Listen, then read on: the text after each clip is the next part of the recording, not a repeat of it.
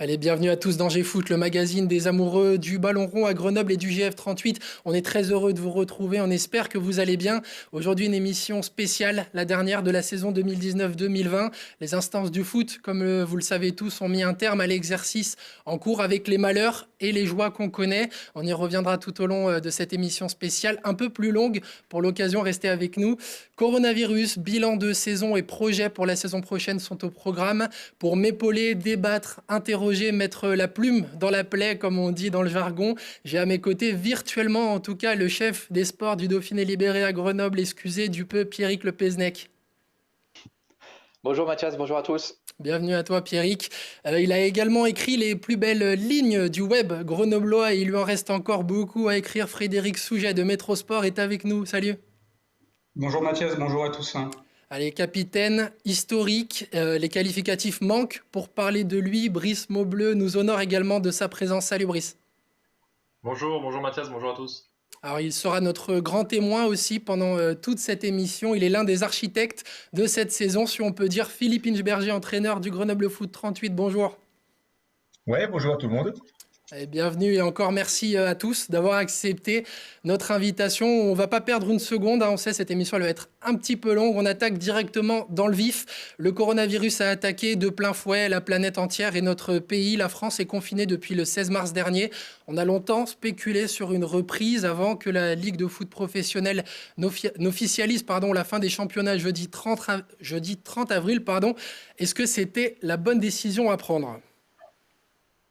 On va peut-être donner la parole au coach. Mathias, je pense que la décision a surtout été prise par le gouvernement, à vrai dire. C'est suite au discours d'Édouard Philippe de mardi de la semaine dernière, exactement, je pense il y a une semaine, que la Ligue a entériné le fait que les championnats sportifs professionnels, comme il les a appelés, ne pouvaient pas continuer et que ça signifiait l'arrêt également du sport professionnel, enfin du football professionnel. Partant de là, je pense que la Ligue n'avait pas beaucoup de choix de faire autrement, même si c'est vrai que dans l'esprit de tout un chacun, notamment des présidents, et c'est normal aussi, je pense qu'on aura l'occasion d'y revenir dans l'émission, de la part des présidents qui veulent simplement sauver leur entreprise aujourd'hui, d'avoir cette volonté de reprendre l'entraînement. On avait parlé de reprendre l'entraînement mi-mai. Mi-mai, c'est presque dans une semaine. Bon, voilà, donc pour moi, c'est la décision de la raison, je l'ai déjà dit. Oui, c'est ce qu'on entend beaucoup, c'est cette décision de la raison. Pourtant, il y a d'autres pays qui ont fait le choix de laisser en stand-by. Il y a l'Allemagne qui reprend l'entraînement, l'Italie qui l'envisage, l'Espagne, l'Angleterre. Peut-être un mot là-dessus, Pierrick, Frédéric? Ouais, faut pas aller trop vite quand même pour les autres pays européens. L'Allemagne, ils viennent de détecter 10 cas positifs parce qu'ils ont pratiqué des tests en masse chez les équipes professionnelles de D1 et de D2 là-bas. Voilà, on voit toutes les difficultés qu'il y a également à la reprise pour l'instant en Italie, en Espagne. Il y a des signes effectivement des ligues de reprendre, volonté véritable de reprendre, mais bon. Faut quand même, c'est pas évident du tout que ça arrive jusqu'au bout et peut-être qu'on verra que à la base c'était la décision de la Ligue nationale donc française qui était la plus sage et la plus raisonnable parce que en termes d'organisation, voilà, il y a les matchs mais il faut se déplacer, il faut être hébergé, il faut se nourrir. Avant, enfin ça paraît voilà, organiser ça en mai-juin, ça paraît quand même très très compliqué même dans ces pays-là. Fred? Ouais, je sais pas comment vont faire les pays voisins, mais effectivement, moi, il me semble qu'il y a il y a beaucoup de questions, pardon, il y a peu de réponses finalement. Comme l'a dit Pierrick, il y a toute l'organisation des matchs, les déplacements, comment est-ce qu'on va être hébergé, comment est-ce qu'on va manger, comment ça va se passer au quotidien, comment ça se passerait aussi ou ça se passera dans les pays voisins quand on va détecter quelques cas dans une équipe aussi, parce que ça peut compliquer sportivement aussi la suite du déroulement. Donc pour moi, la France a pris la bonne décision. Après, on verra bien ce qui se passera chez les voisins, mais je suis un peu dubitatif, moi, quand je vois que tout le monde a envie de continuer à côté en Europe. Brice, peut-être un mot sur la frustration que ça peut créer, cet arrêt des championnats. On le sait, vous avez l'habitude de vous entraîner tous les jours, en groupe, de vivre en communauté. Comment vous vivez cette période, vous les joueurs? C'est sûr qu'on n'est pas habitué à couper aussi longtemps au cours d'une année. On a tous envie de reprendre l'entraînement, de retrouver la compétition, de retrouver ce partage avec les autres joueurs d'équipe. Et après aussi ce sentiment de ne pas avoir fini la saison aussi. Il manquait quand même un quart des matchs à jouer, donc il y a beaucoup de choses qui font qu'on aurait aimé finir cette saison, mais la raison l'a emporté. Je pense que c'est une bonne chose d'avoir mis un terme à cette saison parce qu'on ne savait pas comment on aurait pu faire pour reprendre dans de bonnes conditions. Un mot peut-être sur cette coupure, coach, justement, c'est rare de s'arrêter aussi longtemps dans une saison. Ça va demander aussi beaucoup de travail pour la reprise, on imagine? Ouais, bien évidemment, pour nous, c'est aussi quelque chose dont on n'est pas du tout habitué. Juste pour revenir sur ce qu'on disait avant, c'est sûr, on parle de reprise, mais on parle de reprise des entraînements à 3, à 4, avec des gens qui peuvent pas se croiser, qui doivent rester à 4 mètres. Je veux dire, ça semble incompatible avec la pratique du football. Je vois pas franchement, aujourd'hui, même s'il y a la volonté dans les autres pays de reprendre, je vois pas franchement un pays, un grand championnat européen reprendre. Ils vont essayer certainement, mais à mon avis, Pierrick l'a signalé, avec 10 cas de Covid déclarés en Allemagne. Bon voilà, donc ça va poser des problèmes énormes parce que la Ligue voulait qu'on reprenne, les présidents voulaient qu'on reprenne, mais en tout cas l'organisation qui était attachée à ça était une organisation extrêmement lourde, voire impossible à mettre en place. Voilà. Pour revenir à ta question sur oui, sur cette période qui est une période qu'on vit d'une manière complètement bizarre, comme tous les Français. Bien sûr, nous, on a perdu complètement nos repères, on n'a plus d'entraînement, on n'a plus de match, on a un championnat qui termine à 10 journées de la fin. Voilà, on reste 2 mois et demi, peut-être 3 mois, peut-être 3 mois et demi sans rien faire. Donc, enfin, quand je dis sans rien faire, c'est sans compétition, sans se voir. Voilà, sachant qu'aujourd'hui, les joueurs ne sont pas en vacances. Ils ont, Brice pourra le confirmer, 5 séances par semaine à faire depuis le début du confinement, c'est-à-dire depuis 1 mois et demi. On a depuis 1 mois organisé 2 séances en visioconférence avec les joueurs, le mardi matin et le jeudi matin, où on fait une séance de cardio renforcement avec Michael, le préparateur athlétique, et où ce matin on était encore plus de 20 connectés, voilà, parce que les joueurs sont aussi au chômage partiel, on peut pas les obliger de travailler, ça c'est un petit peu le problème aussi.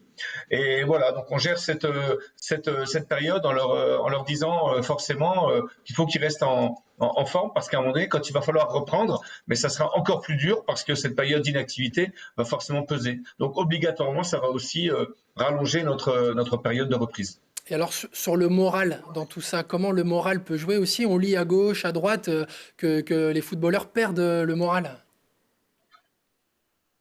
Ben, fatalement, un peu comme tout le monde, je veux dire, quand on peut pas bouger, sortir de chez soi, aller voir ses potes, ne serait-ce que venir simplement venir à son travail. Dans notre cas, c'était devenu impossible, comme pour beaucoup. Je ne vais pas revenir dessus. J'ai aussi plein de copains qui tiennent des restaurants. Je vais vous dire, ils ont pas trop le moral ils ont plutôt le moral en berne, voire en grande berne, pardon, actuellement. Et voilà. Après. Le fait, nous, d'avoir recréé du lien au bout de 15 jours où on était séparés, voilà, je pense que c'était une très très bonne idée. C'est une idée de Michael, préparateur physique. Et voilà, ça permet de revoir un petit peu à chacun sa tête, la ganache du copain, pouvoir chambrer un petit peu. Bien sûr, après les séances, on les fait en silence, on leur coupe leur micro parce qu'autrement, c'est pas possible. C'est une vraie cour d'école aussi. C'est normal, ils ont vraiment du plaisir à se retrouver. Voilà. Maintenant, j'espère qu'avec un éventuellement déconfinement dès lundi, on pourra retrouver aussi, pouvoir aller courir à plusieurs, etc., se retrouver pour faire quelques activités, bien sûr, en dehors du club. Brice, le moral tient bon? Comment tu le sens, ton groupe, toi, le capitaine du GF38? Oui, ben, il y a beaucoup de joueurs qui ont envie de reprendre l'entraînement, hein, de retrouver un peu cette vie qu'on avait avant cette crise du corona. Mais après, voilà, on n'est pas déciseur, hein, c'est le virus qui décide, c'est les pouvoirs publics. Donc, en soi, on est un peu comme tout le monde, on a envie de retrouver notre vie, un peu notre routine. Donc, pour l'instant, on patiente. Donc, on se voit 2 fois par semaine là pour tous ceux qui souhaitent suivre une séance avec Mickaël sur la base du volontariat. Et après, on s'entretient, mais c'est sûr qu'on a envie de reprendre, hein, comme un peu, j'ai envie de dire comme tout le monde. Il n'y a pas que nous les footballeurs qui avons envie de reprendre un peu notre vie normale. Alors, il y a un autre volet aussi qui touche toute la population, pas seulement le foot, c'est le volet économique de cette crise. Pourtant, on entend un message plutôt rassurant de la part des dirigeants dans les médias. Est-ce que cette bonne santé financière du GF, elle peut faire la différence par rapport aux autres clubs? Fred, par exemple, tu peux peut-être nous répondre. Alors, je crois déjà que globalement, la Ligue 2 sera quand même un peu moins impactée que la Ligue 1, donc pas forcément à ce niveau-là. Après, bien évidemment que la bonne gestion financière du GF38 est un plus en cette période, hein. Il y a des clubs qui vont se retrouver en beaucoup plus grande difficulté que Grenoble, qui arrivera certainement, lui, à plus facilement passer cette crise-là. Par contre, faire une vraie différence sur de la Ligue 2, je suis moins persuadé, parce que voilà, c'est pas non plus des pertes énormes, notamment en termes de droits télé sur les autres équipes du championnat de Ligue 2. On parle d'un trou d'un million, c'est ça? Un trou d'un million? Sur les droits TV, c'est un peu plus d'un million, je crois, effectivement. Après, il y aura peut-être un peu moins de billetterie. Il y aura sans doute aussi des partenaires qui pourront pas reprendre l'année prochaine. Il faudra voir un peu plus précisément, mais je crois que Max Marty a plus donné le chiffre de 2,5 millions, il me semble, approchant les 2,5 millions. Donc ça fait quand même un sacré trou, hein. Grenoble a un budget de moins de 10 millions, donc ça fait plus de 25% du budget à gérer. Mais je pense que Grenoble peut quand même voir l'avenir avec plutôt sérénité et sans trop crainte. On a connu beaucoup de dépôts de bilan à Grenoble. Je pense pas que ce soit un spectre là qu'on ait à redouter cette fois-ci. Pierrick, peut-être un mot là-dessus, t'es d'accord? Ah oui, oui, bah Fred a particulièrement bien résumé la situation financière, qui doit beaucoup aussi à son président, hein, qui, voilà, qui sait dire non, qui sait jusqu'où ne pas aller trop loin, selon l'expression consacrée. Le club, par exemple, n'a pas besoin du prêt garanti par l'État, de faire appel à un prêt pour l'instant. Il faut voir, voilà, faut faudrait pas que la situation dure non plus de trop nombreux mois, mais pour l'instant, au moins sur ce plan-là, on peut être serein du côté du F38. Ça, c'est quand même plutôt bien dans cette période un peu anxiogène. Coach, est-ce que cette situation, elle peut avoir un impact aussi sur le mercato qui arrive à grands pas aussi? On sait qu'il y a aussi des questions de fin de contrat. Comment on vous a demandé de faire aussi, de voir au rabais peut-être, pas forcément? Aujourd'hui, Max, puisque c'est avec lui qu'on discute sur le budget, il nous propose un, deux ou trois plans globalement pour l'année prochaine, en fonction des pertes, quand ils auront bien avec le président et les comptables pu évaluer la perte. Pour revenir à ce que vous disiez, on a la 19e masse salariale de Ligue 2, donc il est bien évident qu'on est moins impacté qu'un club comme Lens, qu'un club comme Saint-Étienne. Tous ces clubs qui sont borderline, quand je dis borderline, c'est qu'en général, ils finissent des exercices avec moins 4, moins 5, moins 6, on ne sait pas, millions d'euros. Ça peut être en Ligue 2, Nancy-Sochaux, par exemple, l'année dernière. On se demande encore, d'ailleurs, comment la DNCG peut la laisser redémarrer, mais bon, c'est comme ça. Donc, il est bien évident que pour ces clubs-là, se creuse un déficit encore plus important qui n'était pas prévu. Et donc, ils peuvent se retrouver en très, très grande difficulté. Voilà. Quant à nous, globalement, par rapport à ce qu'on veut faire, le joueur en fin de contrat, on les connaît. On sait aujourd'hui sur quel poste il faut qu'on travaille. Voilà, et on connaît aussi les possibilités financières du club. On a un salary cap à Grenoble, au-delà duquel on ne va pas. Donc, ça limite forcément les choix, mais ça, ça sera pas lié forcément au coronavirus. Et pour revenir à ce que vous disiez aussi précédemment sur l'aspect financier, je crois qu'aujourd'hui, l'état de fait, il est là. Au moins, on est au mois de mai, mais je pense que l'extrême inquiétude, elle est pour l'année prochaine, parce que quel va être l'impact dans les entreprises partenaires du GF38, comme des autres sports d'ailleurs. Je vois par exemple, moi ici, je connais très très bien le président du rugby de La Rochelle, ils sont très très inquiets parce que les droits télé en rugby, c'est 20% d'un budget, et le reste, c'est la billetterie et les partenaires. Donc eux, ils sont très inquiets par rapport à ce qui va se passer l'année prochaine. Est-ce que les entreprises qui vont être impactées vont pouvoir suivre le sport comme elles le font habituellement? Est-ce que cette crise, elle peut aussi avoir un impact dans l'affluence, entre guillemets, dans les stades? Bah, évidemment, enfin bon après les gens vont retrouver une vie normale. Alors les gens qui sont salariés sont confinés en télétravail, c'est pas très compliqué. Ceux qui sont en chômage partiel, bah, ils ont quand même un manque à gagner, même si aujourd'hui avec le confinement depuis un mois et demi, quand même expliquer comment on fait pour dépenser beaucoup d'argent, mis à part pour un petit peu se nourrir, c'est certainement pas pour se déplacer ou pour avoir des loisirs. Un cinéma, restaurant, comme des gens peuvent faire. Donc, bon, voilà, il y a un manque à gagner forcément, mais il y a aussi moins de dépenses. Bon, mais je crois surtout il va y avoir une impatience de beaucoup de gens de pouvoir retourner dans un stade, supporter son équipe, et puis peut-être que et certainement que les clubs vont aussi s'organiser pour que les gens puissent venir, en tout cas financièrement, que ce soit possible. On parle aussi peut-être d'une reprise à huis clos. Certains donnent l'échéance de janvier. Brice, peut-être ton avis là-dessus, reprendre sans supporters, ce serait compliqué aussi? Ce serait différent. Après, si on doit passer par là, il faudra bien le faire. On a déjà connu des huis clos à Grenoble. On a même réussi à monter en Ligue 2 sur un match à huis clos. Tout à fait. Donc là, voilà, c'est des questions qu'il faudra se poser et c'est sûr que ça sera différent s'il y a personne dans les stades. Donc pour l'instant, on ne sait pas. C'est que des suppositions. Allez, une petite respiration avec des messages qui nous arrivent des quatre coins de la France, voire même de l'étranger. Télé Grenoble a été prendre quelques nouvelles de certains joueurs du GF38 pour savoir comment ils vivaient leur confinement. Salut Télé Grenoble, c'est Christopher, j'espère que vous allez bien. Je suis au Islande maintenant et ça va avec moi, je suis en santé et on a pris le programme de Mika, donc on a besoin de faire du sport et oui, j'ai hâte de reprendre le foot et j'espère que je vous vois bientôt. Salut Télé Grenoble, en cette période de confinement, on ne relâche pas les efforts pour pouvoir être en forme pour la saison prochaine. Et surtout, toujours avec un ballon. Prenez soin de vous et de vos proches. À bientôt. Salut Télé Grenoble, c'est Willy Semedo. Je vous fais cette petite vidéo pour vous raconter un petit peu mon quotidien pendant cette période de confinement. Alors j'essaie de rester au maximum à la maison, de limiter les sorties. J'essaie de m'entretenir aussi parce que c'est important. Le préparateur physique a mis deux séances par semaine en place en visio. On peut travailler tous ensemble. Et voilà, on patiente, on attend de pouvoir reprendre parce qu'on a hâte de pouvoir reprendre le football. Et on espère pouvoir se revoir très vite. Et bon courage à tous et restez bien confinés chez vous, c'est très important.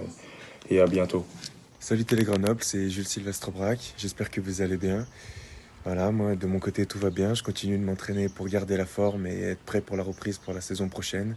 J'espère qu'on va vite retrouver les terrains et qu'avec les supporters du GF38 on fasse une belle saison 2020-2021. Allez, ciao ciao, à bientôt. Salut Télé Grenoble, un petit coucou pour cette dernière émission de l'année. J'espère que toute la famille du GF38 se porte bien, supporters, salariés du club, partenaires, staff, joueuses, joueurs. Voilà, j'espère que tout le monde se porte bien durant cette période un peu compliquée de confinement qui, je l'espère, va bientôt prendre fin. En tout cas, moi, en attendant le confinement, c'est voilà, m'occuper de mon petit garçon avec ma femme et faire en sorte que le petit ne s'ennuie pas. Mais bon, ça fait du bien de se retrouver un peu tous ensemble, d'avoir un long moment ensemble, ça fait du bien et puis ça rappelle comme quoi la famille est vraiment très important. En tout cas, j'espère qu'on va bientôt se retrouver pour de nouvelles aventures. Et je vous souhaite de rester fort et à bientôt. Ouais, deux petites précisions avant d'enchaîner. Déjà, on s'excuse pour le niveau sonore sur l'intervention de Christopher Christensen. Et ensuite, on a eu la précision de Jesse Bonnet. C'était au premier essai qu'il a réussi à faire ça. Voilà, bref, le foot leur manque beaucoup, aux supporters aussi. D'ailleurs, à qui on passe le bonjour, je pense notamment à un fidèle de l'émission, Marco Unico sur Twitter, ceux qui le connaissent. On lui souhaite beaucoup de courage dans ces moments compliqués. Voilà, parenthèse refermée. Je vous propose, messieurs, de passer à la deuxième partie de cette émission, le bilan de la saison qu'on vient de terminer. On va revenir légèrement en arrière, été 2019 et beaucoup de chamboulements dans l'effectif grenoblois. Avec le recul, première question peut-être pour le coach. Est-ce que la balance arrivée-départ a été satisfaisante pour vous ?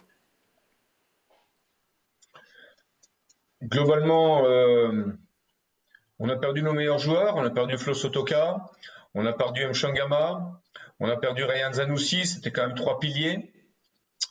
Ils ont été remplacés par Moussa Djité devant, assez avantageusement en tout cas, on a l'impression qu'on a perdu beaucoup. Au milieu, Charles Piquel, je trouve, a remplacé avec pas mal de réussite Ryan. Bon, et puis Youssouf qui avait beaucoup d'importance dans notre jeu, a été voir ailleurs et bon, globalement au milieu avec les différentes options qu'on a pu mettre, on s'en est plutôt pas mal sorti. Voilà. Après sur les autres postes, c'est un petit peu moins dangereux, je dirais. Le grand danger pour nous, et j'avais bien spécifié à Max, au président, on a quand même perdu Sotoka Chergui, 12 plus 8 égale 20 buts sur 43 l'année dernière, je crois qu'on a marqué, donc de mémoire, hein. on a perdu 50% de notre potentiel offensif. Il faut quand même reconnaître, et c'est pas moi qui le dis, c'est simplement les chiffres, que aujourd'hui ces joueurs, je dirais au niveau comptable, n'ont pas été remplacés. Voilà, la saison n'est pas terminée. On peut estimer que Moussa Djité aurait certainement approché au moins les 10 buts, voire peut-être dépassé.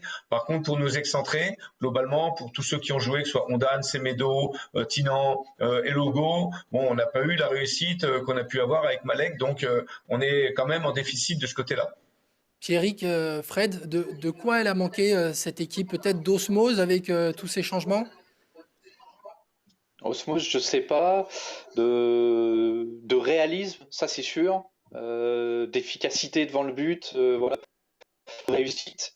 L'osmose, elle a mis un petit peu de temps à venir en début de saison, mais finalement, au fur et à mesure des matchs, bon, ça c'est quand même amélioré. Voilà, le petit regret qu'on peut peut-être cette saison, c'est ça, c'est ce manque d'efficacité qui a quand même coûté, il me semble, pas mal de points. Est-ce que toutes les recrues offensives, Fred, par exemple, ont montré tout leur talent?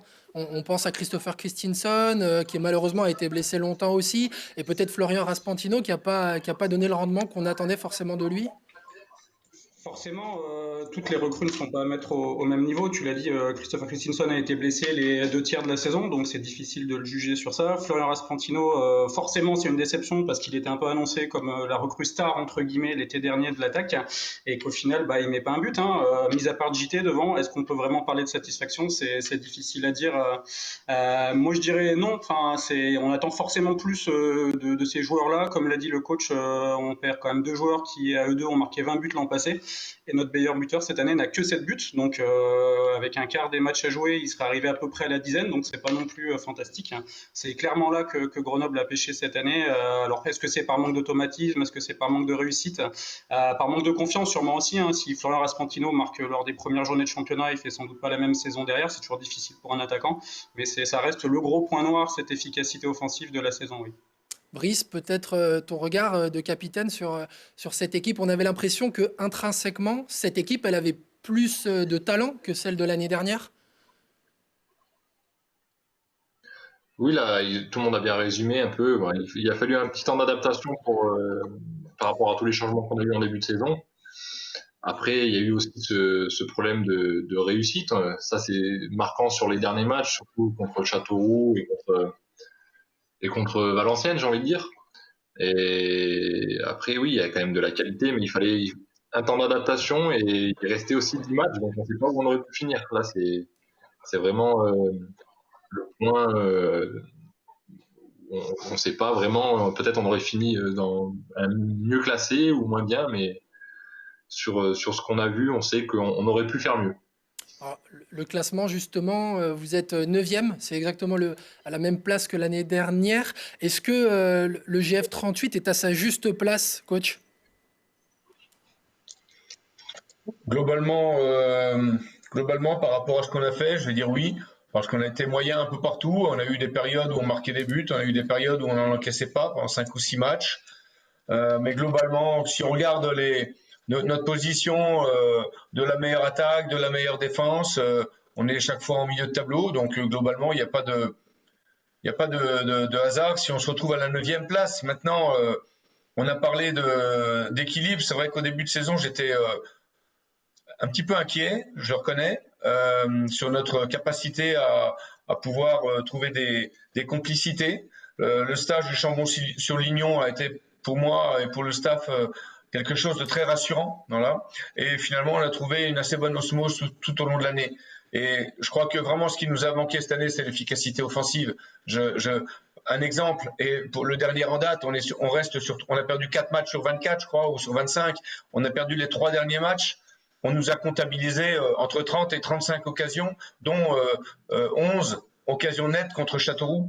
Donc voilà, notre problème, il a été là souvent, et notamment à domicile, où on a souffert parce que on n'arrive pas à marquer nos occasions. Quand je vois encore la dernière défaite, le dernier match contre Valenciennes, on se demande encore comment on fait pour pas égaliser.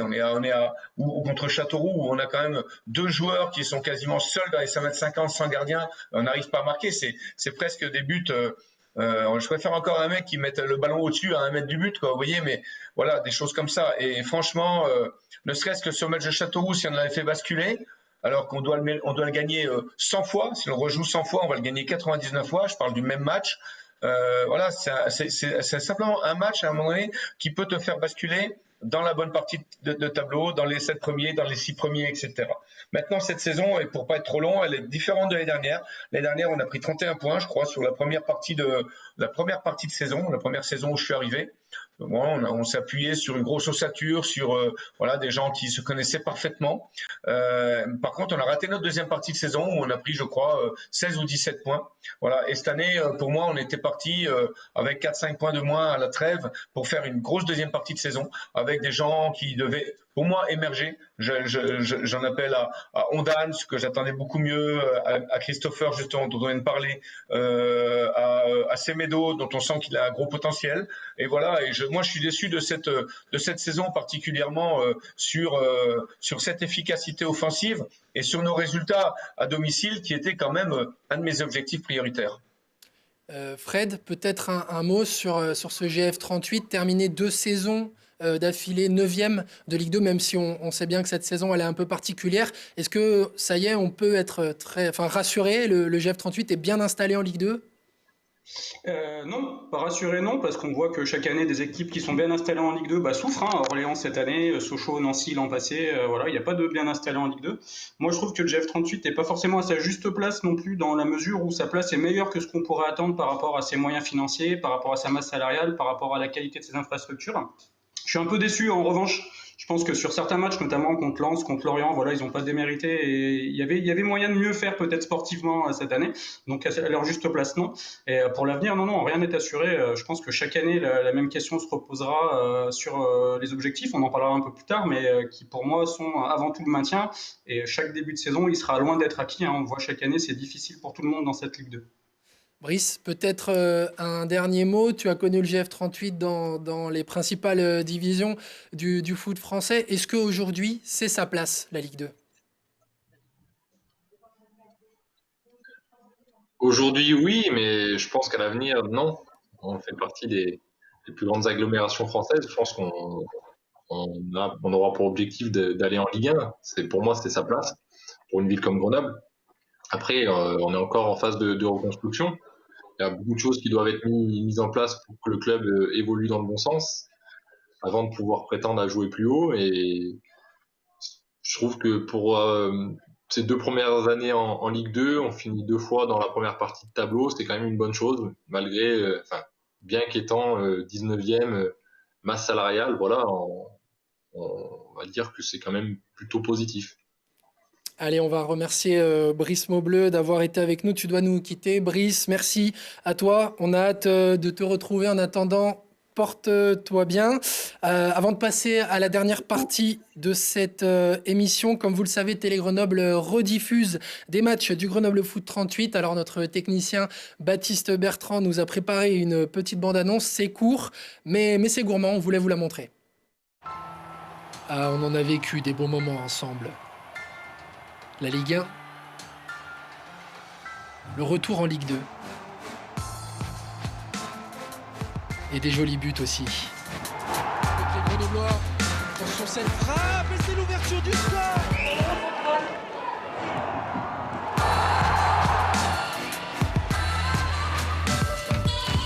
Retrouvez tous les mardis et tous les samedis à 14h un match du Grenoble Foot 38 et revivons ensemble les plus beaux moments de votre club, exclusivement sur Télé Grenoble. Alors, est-ce que la Ligue 1 à Grenoble, avant de passer à la dernière partie, ça rappelle des souvenirs à certains? Fred? Oui, ça rappelle des souvenirs, évidemment. Plus la montée en Ligue 1 et la première saison en termes de bons souvenirs. La deuxième, ça a été un peu plus compliqué, même si le spectacle était souvent au rendez-vous, mais moins les résultats. Mais oui, ça rappelle de bons souvenirs, forcément, la Ligue. Coach, Pierrick aussi, la Ligue 1 à Grenoble? Oui, moi j'ai des souvenirs de certains matchs, effectivement, puisque j'étais pas très loin, j'étais à Bourgoin à l'époque et j'allais de temps en temps au Stade des Alpes. Donc effectivement, de bons souvenirs, ça donne vraiment envie, mais je crois qu'il ne faut pas brûler les étapes. Ça reste quand même un projet pour l'instant relativement lointain.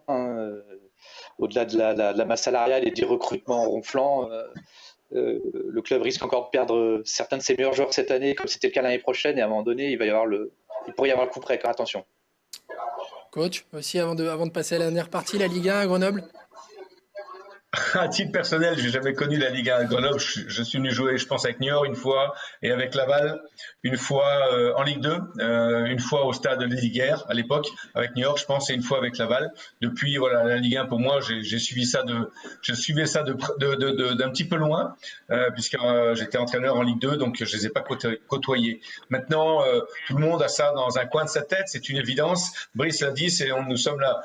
La 11e métropole française, mais paradoxalement, aujourd'hui, la 19e masse salariale de Ligue 2. Et à un moment donné, on parlait tout à l'heure de le problème d'efficacité. C'est simplement que de temps en temps, on est capable de faire de très bons matchs. Et malheureusement, et c'est pour ça qu'on perd contre Lorient, qu'on perd contre Lens, il va nous manquer un peu de talent. Et le talent, malheureusement, ça ne se trouve pas au supermarché du coin. Eh oui.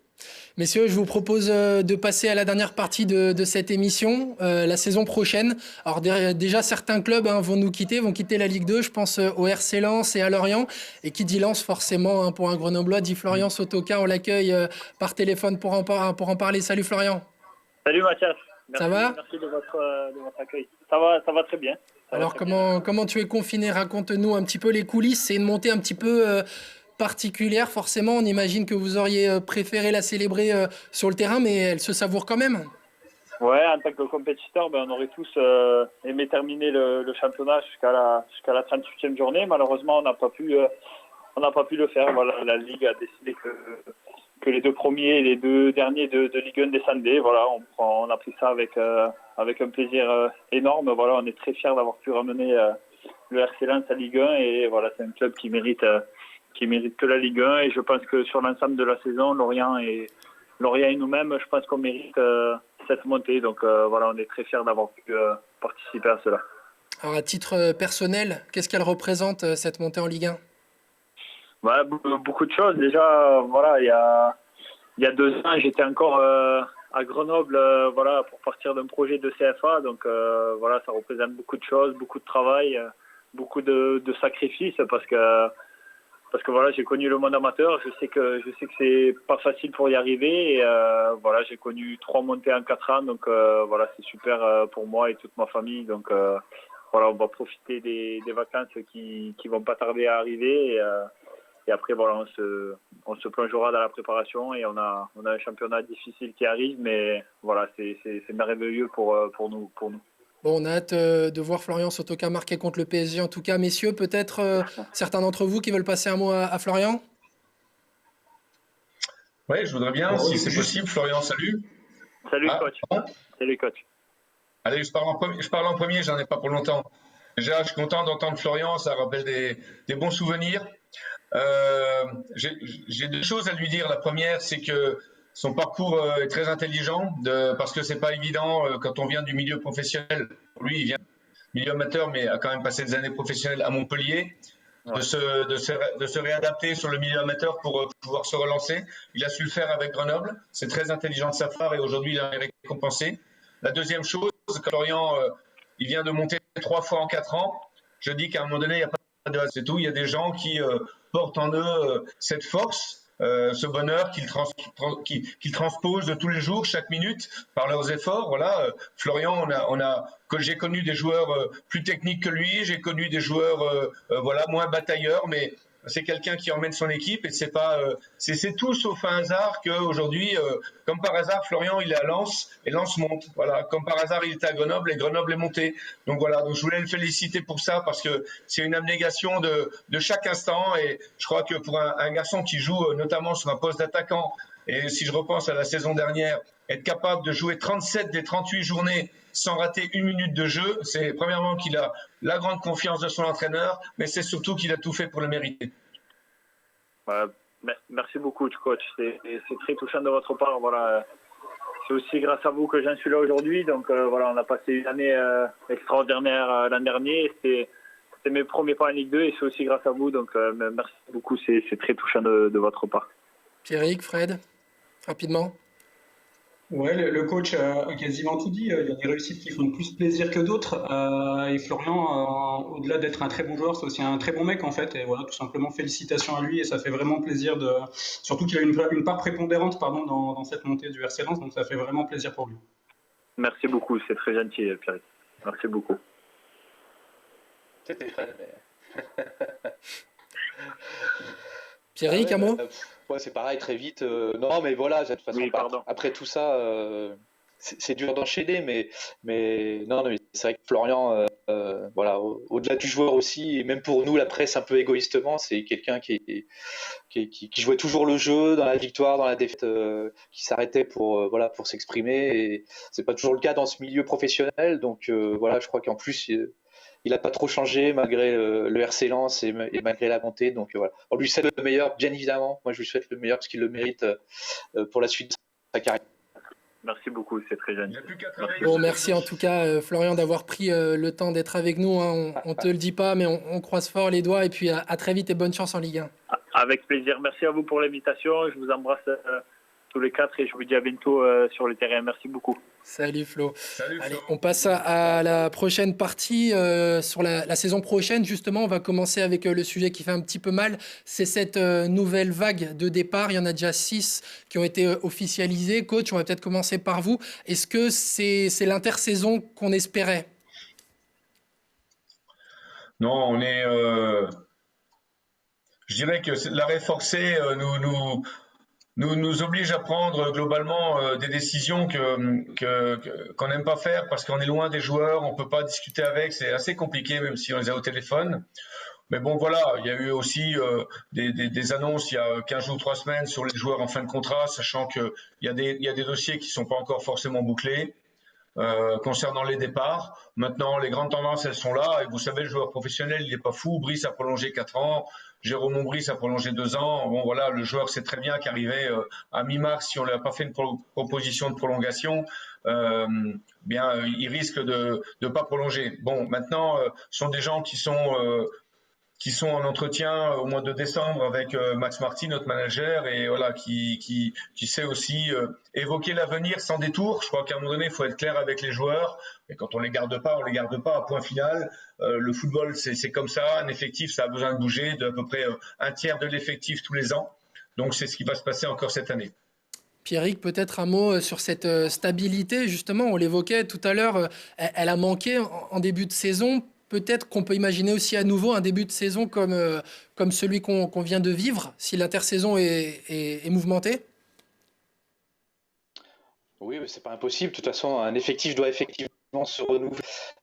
Après, le problème, c'est au-delà de la qualité des joueurs, c'est aussi l'état d'esprit. Voilà, parfois le coach parlait tout à l'heure de manque de talent parfois, mais on peut, alors pas pour aller jusqu'en Ligue des Champions, hein, mais on peut compenser aussi par de l'état d'esprit. Voilà, donc il faudra faire attention à ces choses-là, attention à l'équilibre du vestiaire quand même, parce que ce sont des joueurs cadres, des joueurs qui ont connu beaucoup de choses avec le GF38 qui s'en vont, qui sont remplacés parfois par des joueurs étrangers qui n'ont pas la culture du club ou même la culture du pays, donc qui vont prendre du temps pour s'adapter. Donc voilà, faut quand même faire attention à ce renouvellement, même s'il est indispensable. Il y a quand même, en 2 ans, il y aura quand même des sacrés leaders, des sacrés cadres de l'équipe qui vont quitter le GF. Alors, on parle de culture club, justement, de cycle. Il y a un cycle qui avait démarré en CFA avec une équipe, justement, pour en parler. On va accueillir maintenant Eric Vandenabel, toujours défenseur au Grenoble Foot 38, au moins jusqu'au 30 juin. En tout cas, salut Eric. Salut Mathias. Ça va, bien confiné? Ouais, bien confiné. Ouais, on est dans le Nord, en famille, donc ça se passe très bien. On profite de tout le monde. Alors, du coup, c'est plus un secret pour personne. Tu quittes le GF38, même si pour l'instant, ton prochain club n'a pas encore été officialisé. Tu es l'un des rares encore au club à avoir connu le CFA. Est-ce que tu as l'impression que c'est une page qui se tourne cet été avec cette nouvelle vague de départ? Bah ouais, je pense que le club va définitivement tourner une page. Du CFA, il n'y aura plus que Brice Maubleu dans les buts. Donc, ouais, c'est une page qui se tourne. Après, voilà, chacun a fait son chemin. Je pense que depuis le CFA, on a emmené le club là où on voulait l'emmener. Et voilà, en tout cas, la mission est accomplie. Ouais. Alors, on l'a appris il y a quelques jours, tu fais partie de l'équipe type de Ligue 2 d'après France Football. Est-ce qu'il y a eu quand même un rapport gagnant-gagnant avec le GF 38 pour toi? Ouais, bien sûr, parce que voilà, quand j'ai quitté Boulogne, voilà, j'étais à la recherche d'un projet assez intéressant qui puisse m'amener dans le monde professionnel, et finalement j'ai fait le choix de redescendre d'un étage pour mieux remonter, et c'est ce qu'on a réussi à faire. Donc Grenoble, le GF 38 voulait monter en Ligue 2 à court terme, moi aussi. Donc voilà, je pense que c'est vraiment gagnant-gagnant pour les deux parties. On le sait, tu es ambitieux, tu l'avais évoqué sur ce plateau, tu as envie de connaître la Ligue 1, tu voulais aussi être avec un club qui pouvait te permettre de monter. Est-ce que c'était aussi incompatible à partir d'un certain moment avec le GF 38? Tu as bientôt 30 ans, tu auras bientôt 30 ans? Ouais, bien sûr que j'aimerais connaître la Ligue 1 dans les années qui arrivent. Après, non, je pense pas non plus que ça aurait pu être compatible aussi avec le GF 38. Je pense que voilà, il faut que le club ait de l'ambition, et il va en avoir. Et voilà, je pense que c'est tout à fait possible de voir le GF 38 en Ligue 1 dans les années futures. Bon, en tout cas, merci d'avoir été avec nous, Eric, d'avoir pris le temps de répondre à notre appel. Tu vas nous manquer en tout cas au GF 38. J'imagine que le coach et même Pierrick et Fred sont d'accord avec moi. On te souhaite le meilleur et on te dit à très bientôt. À bientôt, Mathias. Merci à vous. Fred, peut-être un mot. Justement, on parle encore de cette période CFA. Tu as suivi le club depuis de nombreuses années. Comment tu vis, toi, personnellement aussi, le fait qu'il y ait ce changement, entre guillemets? Difficilement, ça serait un bien grand mot, mais voilà, ça fait toujours un petit quelque chose quand même, parce que c'est des joueurs auprès de qui on s'est forcément attaché en fait toutes ces années, notamment sur la CFA, voilà, qui a été une longue et douloureuse aventure pour le GF 38. C'est le groupe qui a permis au club de s'en sortir, c'est le groupe qui a permis au club de revenir au niveau professionnel. Donc c'est difficile. Le constat en plus pour Eric, et le même que pour Flo Sotoka et que pour plein d'autres, c'est que c'est des bons mecs en plus, au-delà d'être des bons joueurs de foot.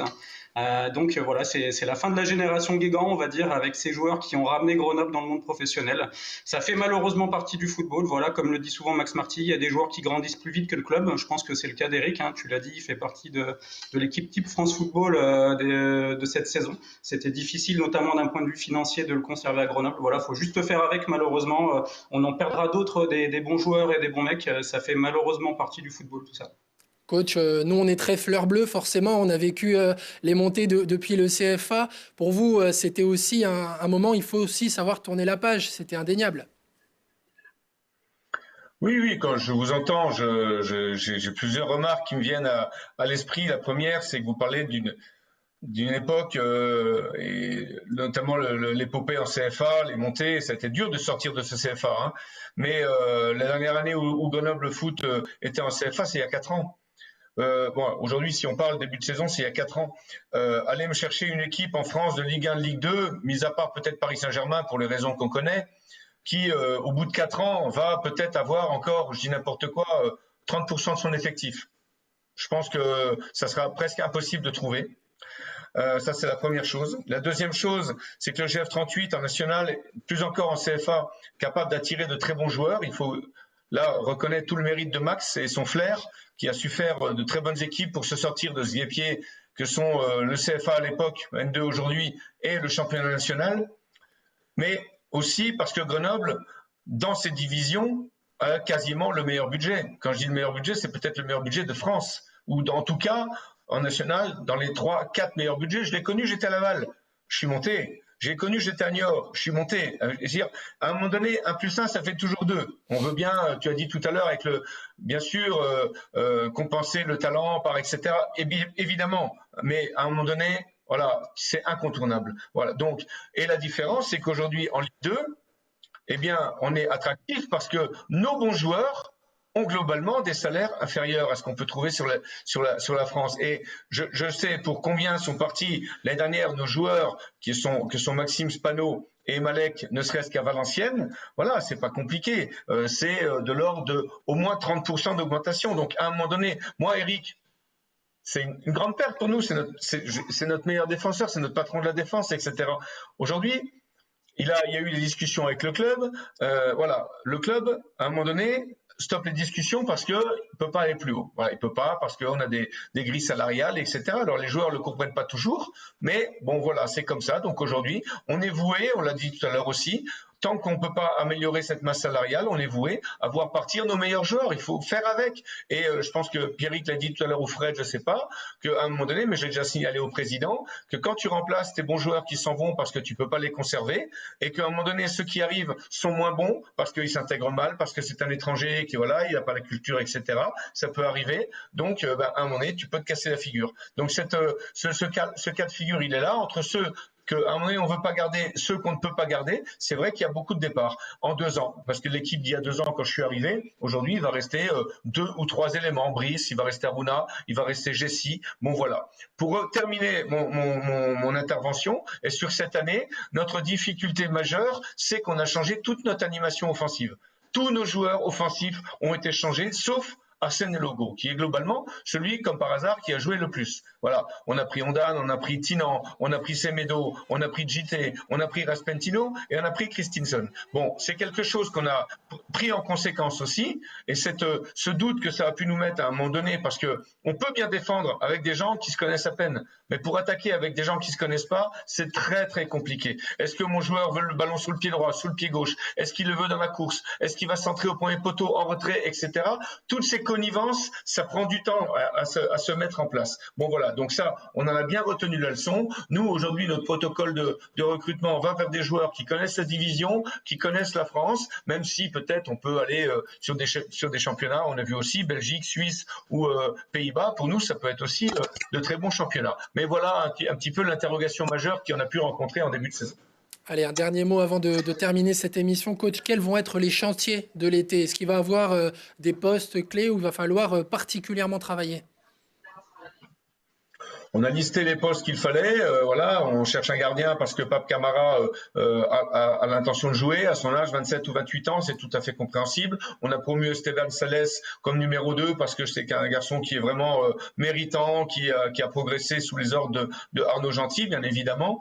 Ensuite, voilà, on va remplacer Eric. Globalement, va être remplacé par Stralman numériquement, un garçon encore voilà qu'on a suivi l'année dernière, qui a été à Rodez, donc lui on a un petit avantage, il a passé quand même déjà 3-4 mois en France au moins, donc il va être un petit peu acclimaté.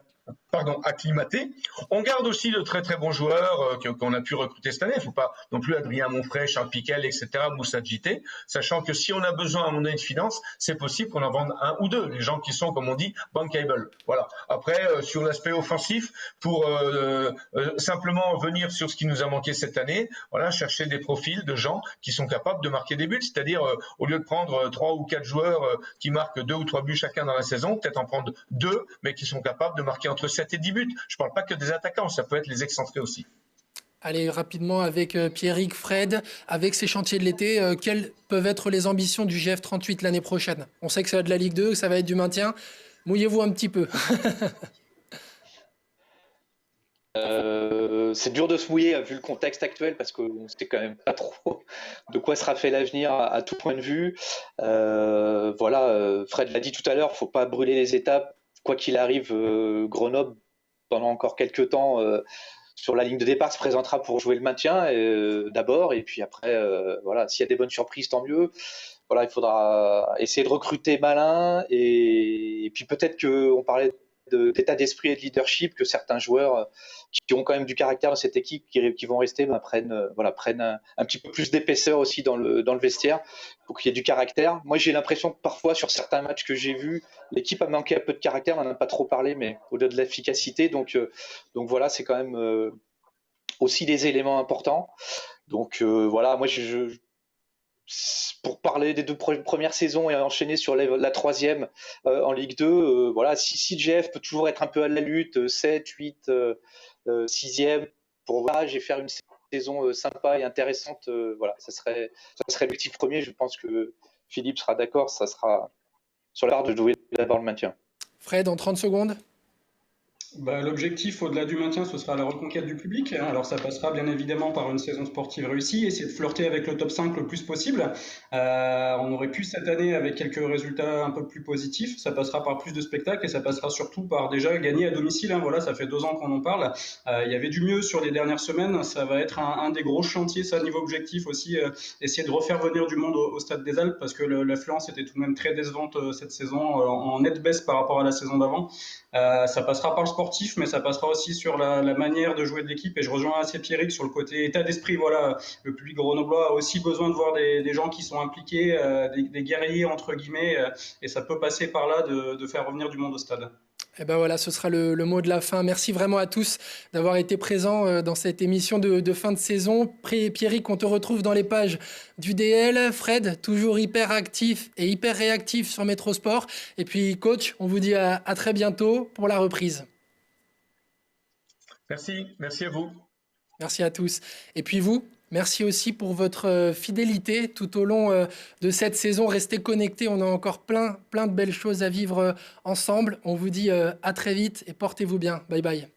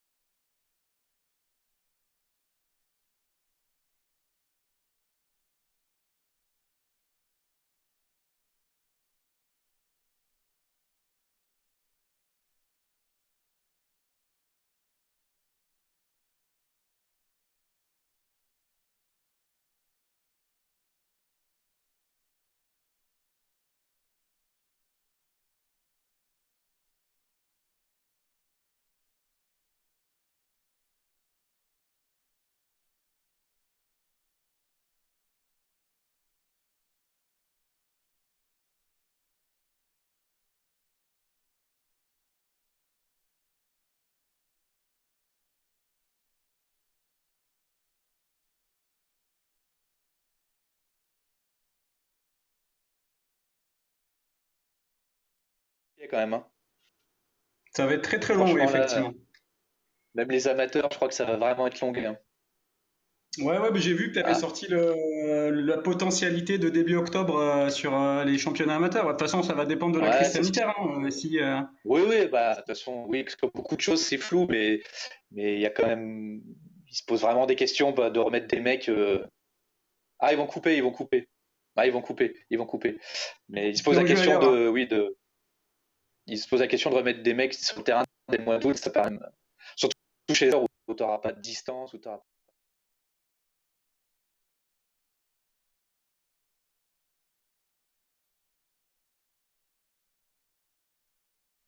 côté que de ce côté.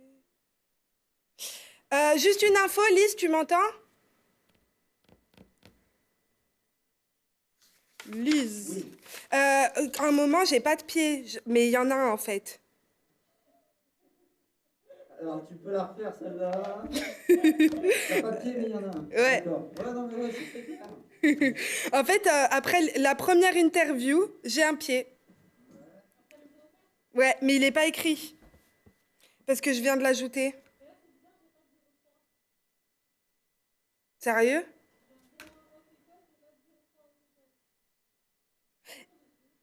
Bah parce que je voulais illustrer la deuxième aussi, mais sinon tant pis, on laisse ça. C'était une des images de l'école, mais j'ai pas dû les exporter en fait.